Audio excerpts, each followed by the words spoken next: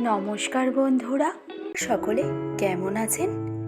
আজকে আমি আপনাদের জন্য নিয়ে এসেছি চটজলদি খুব কম সময়ে মাত্র 30 মিনিটে তৈরি করা যাবে এমনই একটি সহজ স্ন্যাক্সের রেসিপি, যেটি তৈরি করতে লাগবেও একদম ঘরোয়া উপকরণ। আমাদের আজকের রেসিপি ব্রেড রোল। যে কোনো দিনের সন্ধেবেলায় স্ন্যাক্স হিসাবে কিন্তু এটি আপনারা তৈরি করে নিতে পারবেন। তো তাহলে আমাদের আজকের এই রেসিপিটি শুরু করা যাক। আর আমি প্রিয়াঙ্কা আপনাদের সকলকে আমার চ্যানেল ডেলিশিয়াস রেসিপি বাংলাতে স্বাগত জানাই। তো তাহলে আমাদের আজকের রেসিপি ব্রেড রোল তৈরি করতে আমাদের মেন উপকরণ হিসাবে লাগছে ব্রেড। তো আমি এখানে ব্রাউন ব্রেডটা নিয়েছি, আর ব্রেডটাকে ঠিক এরকম ছোট ছোট টুকরো করে কেটে নিয়েছি। এবার এই ব্রেডগুলোকে আমাদের ডিরেক্টলি ট্রান্সফার করে নিতে হবে একটা ব্লেন্ডিং জারের মধ্যে। আর আমি এখানে টোটালি ব্রেড ব্যবহার করেছি 6 পিস। এবার এই ব্রেডগুলোকে সবার প্রথমে আমাদেরকে এভাবে একটু ব্লেন্ড করে নিতে হবে। আর ব্লেন্ডটা এমনভাবে করতে হবে যেন খুব বেশি দানা দানা এর মধ্যে না থেকে যায়। এবার নেক্সট উপকরণ হিসাবে আমাদের লাগবে বয়েল আলু, যেটা আমাদেরকে ঠিক এভাবে স্ম্যাশ করে নিতে হবে।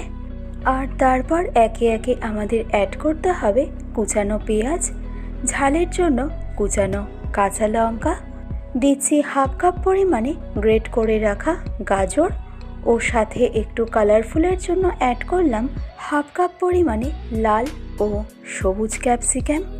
নেক্সট অ্যাড করব ফ্রেশলি চপ করে রাখা ধনে পাতা, সাথে অ্যাড করব স্বাদ অনুসারে নুন। মশলা হিসাবে অ্যাড করব 1 চা চামচ পরিমাণে জিরে পাউডার, ও অ্যাড করব হাফ চা চামচ পরিমাণে চাট মশলা। নেক্সট রঙের জন্য অ্যাড করব হাফ চা চামচ পরিমাণে কাশ্মীরি রেড চিলি পাউডার, দিচ্ছি হাফ চা চামচ পরিমাণে কালো গোলমরিচ গুঁড়ো, ও সবশেষে অ্যাড করব হাফ চা চামচ পরিমাণে চিলি ফ্লেক্স। আর অ্যাড করব আগে থেকে ব্লেন্ড করে রাখা পাউরুটি। ব্যাস, আমাদের এখানে আর বিশেষ কোনো ইনগ্রেডিয়েন্ট লাগছে না।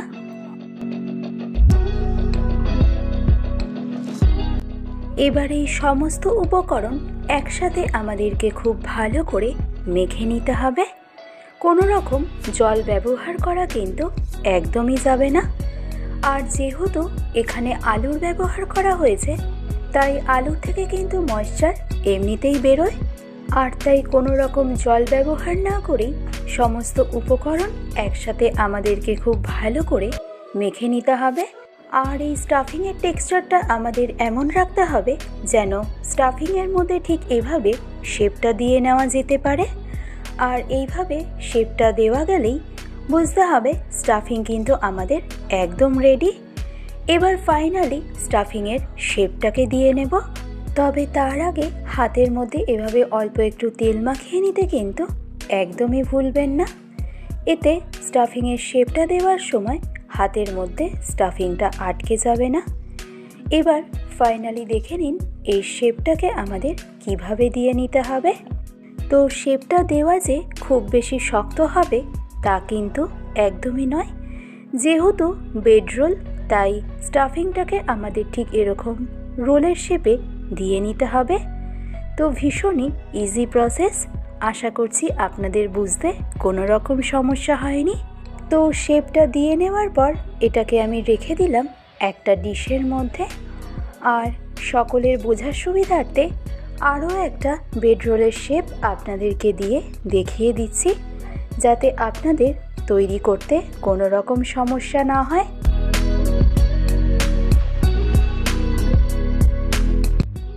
আর এই একইভাবে বাকি ব্রেড রোলের শেপটাকেও আমি দিয়ে নেব। আশা করছি এই স্টেপটা বুঝতে আপনাদের কোনো রকম সমস্যা হয়নি। সাধারণত ফিশ ফিঙ্গারের শেপটা ঠিক যেরকম হয়ে থাকে সেরকমভাবেই তৈরি করে নিতে হবে। এবার নেক্সট একটা বোলের মধ্যে আমি নিয়ে নিয়েছি 2টো ডিম, আর তাতে অ্যাড করব খুব অল্প পরিমাণে গোলমরিচ গুঁড়ো আর খুব অল্প পরিমাণে রেগুলার সল্ট। আর তারপর এই দুটো ইনগ্রেডিয়েন্টের সাথে ডিমটাকে খুব ভালো করে আমাদেরকে বিট করে নিতে হবে। এছাড়াও অন্য একটা বোলের মধ্যে আমি নিয়ে নিয়েছি ব্রেড ক্রাম্ব। এছাড়াও আপনারা প্যানকো ব্রেড ক্রাম্বও ব্যবহার করতে পারেন। এবার ফাইনালি কোটিংটা করে নেব। আর তার জন্য একটা ব্রেড রোল নিয়ে রোলটাকে সবার প্রথমে আমাদের কোট করে নিতে হবে ডিমের গোলার মধ্যে। আর তারপর নেক্সট রোলটাকে আমাদের ট্রান্সফার করে নিতে হবে ব্রেড ক্রাম্বের মধ্যে। আর তারপর ব্রেড ক্রাম্বটা দিয়ে রোলের মধ্যে খুব ভালো করে আমাদেরকে কোট করে নিতে হবে। আর এই কোটটা কমপ্লিট হয়ে গেলে আবারও ব্রেড রোলটাকে আমাদের ট্রান্সফার করে নিতে হবে ডিমের গোলার মধ্যে। আর তারপর ডিমের গোলাতে একটা কোট করে নেওয়ার পর এবার ফাইনালি ব্রেড রোলটাকে ট্রান্সফার করে নিন ব্রেড ক্রাম্বের মধ্যে। আর তারপর ব্রেড ক্রাম্বের একটা কোট করে নিলেই ফাইনালি ব্রেড রোল কিন্তু আমাদের একদম রেডি।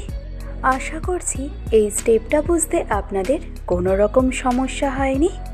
তবে চাইলে আপনারা ব্রেড রোলের মধ্যে সিঙ্গেল কোটিংও করে নিতে পারেন।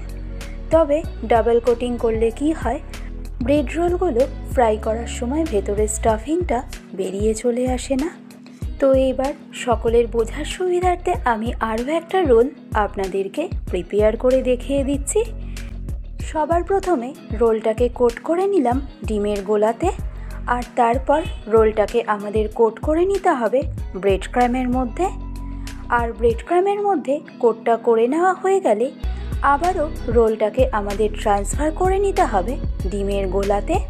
আর ডিমের গোলাতে রোলটাকে কোট করে নেওয়ার পর এবার ফাইনালি আবারও রোলটাকে ট্রান্সফার করে নিতে হবে ব্রেড ক্রাম্বের মধ্যে।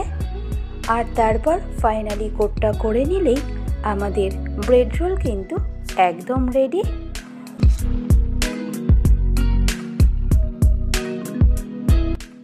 আর এই একইভাবে দেখুন বাকি রোলগুলোকেও আমি তৈরি করে নিয়েছি। এবারেই রোলগুলোকে আমাদের রেস্টিংয়ে রেখে দিতে হবে কমপক্ষে 30 মিনিটের মতন।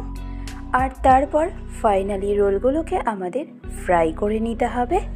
তো হাই ফ্লেমে তেলটাকে খুব ভালো করে গরম করে নেওয়ার পর গ্যাসের ফ্লেমটাকে একদম মিডিয়ামে রেখে একে একে রোলগুলোকে আমাদের দিয়ে দিতে হবে।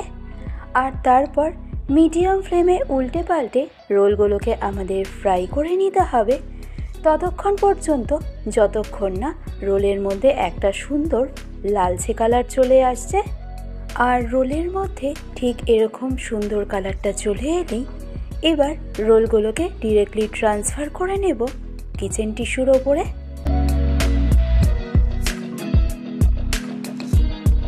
আর এই একইভাবে সেকেন্ড ব্যাচে আমি আরও দুটো রোল আপনাদেরকে ফ্রাই করে দেখিয়ে দিচ্ছি। তো রেসিপিটি যদি আপনাদের ভালো লেগে থাকে তাহলে অবশ্যই এইভাবে ট্রাই করে দেখুন। আশা করছি আপনাদের সকলের ভীষণই ভালো লাগবে। যে কোনো দিনের সন্ধেবেলায় টি টাইম স্ন্যাক্স হিসাবে এটি আপনারা তৈরি করে নিতে পারেন আর সার্ভ করে নিতে পারেন স্যালাড আর টমেটো সসের সাথে। তৈরি হয়ে গেল আমাদের আজকের রেসিপি ব্রেড রোল। রেসিপিটি কেমন লাগলো সেটা আমাকে কমেন্ট বক্সে অবশ্যই জানাবেন। আর সাথে যদি কোনো রেসিপির রিকোয়েস্ট থাকে সেটা জানাতেও কিন্তু একদমই ভুলবেন না। আজকের ভিডিওটি তবে আমি এখানেই শেষ করছি। আবার চলে আসব অন্য কোনো এক রেসিপির আপডেট নিয়ে। ভালো থাকবেন, সুস্থ থাকবেন। ধন্যবাদ।